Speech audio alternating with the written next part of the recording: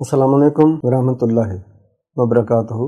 تمام اہل اسلام کو مبارک پیش کرتا ہوں رمضان المبارک کی آمد کی۔ اللہ کریم ہمیں اسلام کے تحت رمضان المبارک کی قدر و منزلت کرنے کی توفیق دے، اس پر عمل کریں، اچھے حالت میں اچھے طریقے سے روزے رکھیں، ایک دوسرے کا خیال کریں۔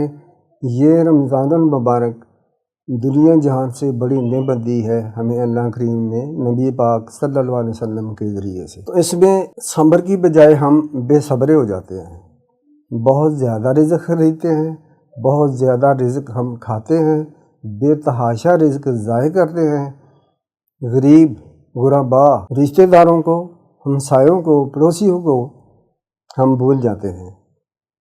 یقین جانیے رمضان مبارک میں ایسے بھی لوگ دیکھے ہیں، گھرانے دیکھے ہیں کہ جو انتہائی کسب و پرسی اور غربت میں روزے رکھتے ہیں۔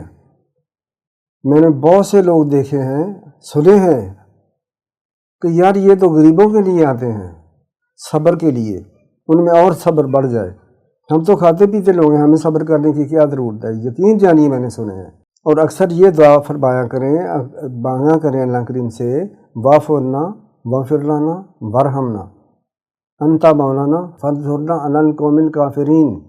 بڑی ہی ضرورت ہے اس دعا کی، اس دور میں، اس وقت میں۔